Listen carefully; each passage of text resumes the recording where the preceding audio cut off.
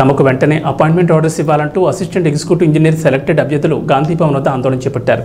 Hello నిరుద్యోగి చెలో గాంధీ భవన్ పేరుతో అభ్యర్థులు తరలివచ్చి నిరసన తెలిపారు. 1540 మంది అభ్యర్థులు సెలెక్ట్ అయి 9 నెలలు గడుస్తున్నా పోస్టింగ్లు ఇవ్వడం లేదని అభ్యర్థులు ఆందోళన వ్యక్తం చేశారు.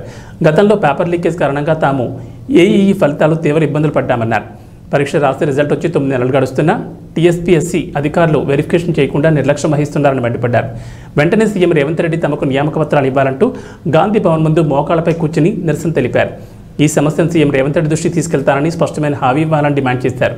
అప్పటి వరకు ఆందోళన కొనసాగిస్తామని వారు హెచ్చరించారు. గ్రూప్ 1 ఎగ్జామ్ ఒకటే కాదు సార్, టెక్నికల్ ఆస్పిరెంట్స్ కూడా ఉన్నారు.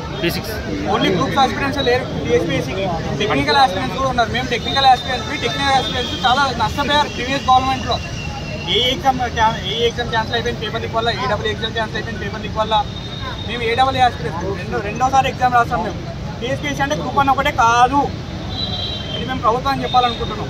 ప్లీజ్ మాకు తొందర అపాయింట్మెంట్, ఫైనల్ రిజల్ట్ ఇచ్చి అపాయింట్మెంట్ ఇవ్వాలని మేము సీఎం గారిని మనస్ఫూర్తిగా కోరుకుంటున్నాం, వేడుకుంటున్నాం.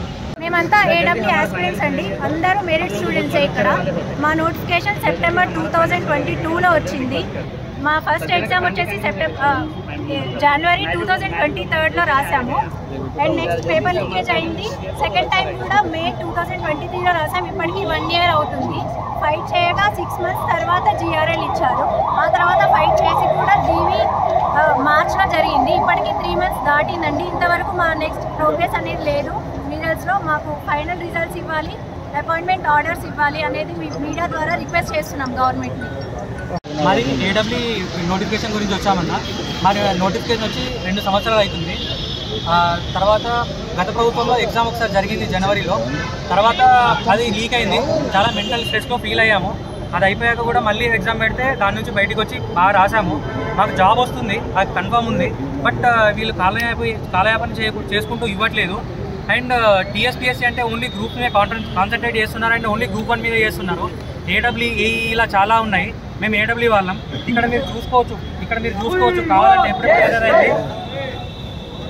ఇక్కడ సెప్టెంబర్ 22 రోజు నోటిఫికేషన్ వచ్చింది.